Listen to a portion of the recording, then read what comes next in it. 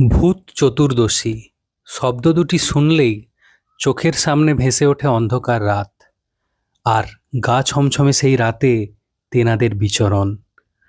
দীপান্বিত অমাবস্যার আগে চতুর্দশী তিথিতেই পালিত হয় ভূত চতুর্দশী। হিন্দু শাস্ত্র মেনে অনেকেই এই দিনটিতে বাড়িতে 14 প্রদীপ জ্বালান এবং 14 রকমের শাক খেয়ে থাকেন, কিন্তু অনেকের কাছেই হয়তো এই রীতির কারণ অজানা। চলুন জেনে নেওয়া যাক ঠিক কোন বিশ্বাসে ভর করে এই নিয়ম পালিত হয় ঘরে ঘরে। হিন্দু ধর্মে বিশ্বাস করা হয় যে এদিন মৃত পূর্বপুরুষেরা মর্তে আসেন। তাঁদের খুশি করতে এবং অতৃপ্ত আত্মাদের অভিশাপ থেকে বাঁচতেই কিছু প্রথা মানা হয়। সেই প্রথারই অংশ 14 শাক খাওয়া ও 14 প্রদীপ জ্বালানো। হিন্দুদের বিশ্বাস মৃত্যুর পর দেহ পঞ্চভূতে বিলীন হয়ে যায়, অর্থাৎ আকাশ, মাটি, জল, হাওয়া, অগ্নি প্রকৃতির এই 5 উপাদানের মধ্যেই মিশে থাকেন পূর্বপুরুষরা। আর তাই প্রকৃতি থেকে সংগ্রহ করা 14 রকমের শাক মৃত 14 পুরুষের উদ্দেশ্যে উৎসর্গ করা হয়। জয়ন্তী, সাঞ্চে, হিলঞ্চ, ওল, পুঁই, বেতো, সর্ষে, কালকাসুন্দে, নিম, পলতা, সৌলভ, গুলঞ্চ, ভাঁটপাতা ও শুষ্নি, মূলত এই 14 রকমের শাক রান্না করা হয়। 14 শাক ধুয়ে সেই জল ছিটিয়ে দেওয়া হয় বাড়ির প্রতিটি কোণে।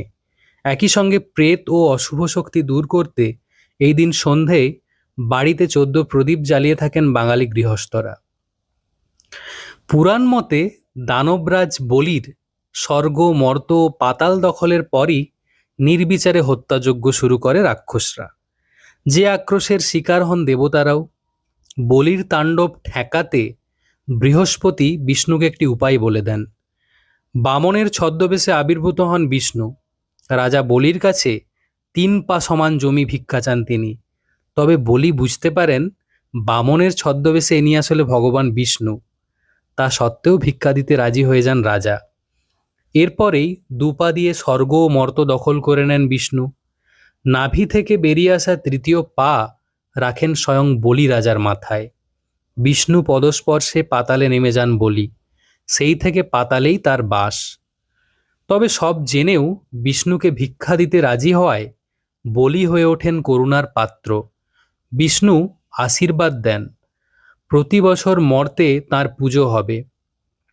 মনে করা হয় সেই থেকে কালী পুজোর আগের রাতে বলি রাজা পাতাল থেকে পুজো নিতে মর্তে আসেন। সহচর হিসেবে থাকে শত সহস্র ভূত ও অশরীরী। তবে 14 শাক খাওয়া ও 14 প্রদীপ জ্বালানোর পিছনে বৈজ্ঞানিক ব্যাখ্যাও রয়েছে। বৈজ্ঞানিক মতে ঋতু পরিবর্তনের জন্য এই সময় নানা ধরনের অসুখ হয়ে থাকে। 14 শাক খেলে শরীরে রোগ প্রতিরোধ ক্ষমতা বাড়ে। আবার হেমন্তের শুরুতে পোকার উপদ্রব দূর করতে বাড়িতে 14 প্রদীপ জ্বালানো হয়।